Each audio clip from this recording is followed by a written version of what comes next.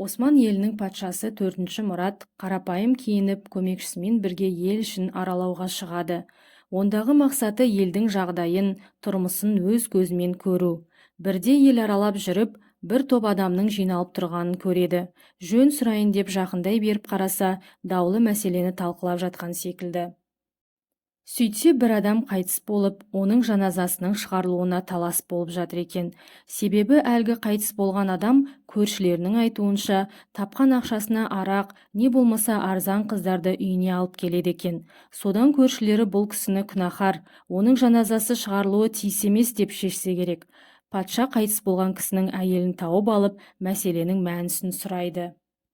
Сонда әйелі, менің күйеуім жұрт айтқандай күнәһар емес, ол өзі адал жұмыс істеп, намазын қаза қылмайтын. Күйеуім арақ сататын жердегі арақтарды шамасы келгенше сатып алып, үйге әкелетіні рас еді. Арақты үйге әкеліп төгіп тастайтын. Ондағы мақсаты бір адам болсын бұл арақты ішпесе екен деген тілек. Ал енді көбірек ақша тапса, көше жағалаған түнгі көбелектерге ақшасын беріп, үйге әкелетіні де рас еді. Бірақ үйге кіргізіп, мына қызды жөнге сал, ақыл айт деп маған тапсыратын. Мен ол қызға бұл жұмыстың харам екенін айтатынмын. Бір өзім нан болса да адал жолмен келсе, тәтті болатын құлағына құятынмын. Сен өзің күнәһар болып қана қоймай, өзгелерді де күнәһар қыласың деп түсіндіретінмін. Кейбірі еріксіз жылап жіберетін. Бұл айтқандарыммен қыздар да келіскендей болып, енді қайталамайтындай басын изеп кететін. Ар жағы не болып жатқаны бір Аллаға мәлім.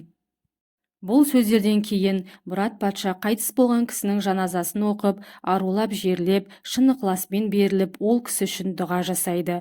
Кейін әйелі әлгі кісілерден жөн сұрайды.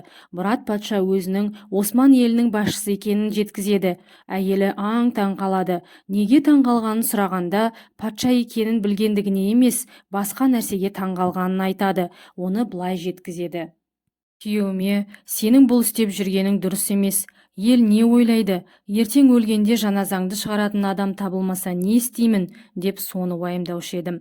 Ол болса, қорықпа, менің не істегенімді Алла көріп тұр. Мен өлсем жаназамды патшаның өзі келіп оқитын болады.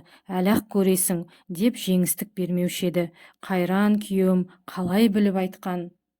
Сонда Мұрат патша, расында сіздің күйеуіңіз әулие болған. Біздің елден осындай керемет адамның шыққанына мен қуанамын, деген екен.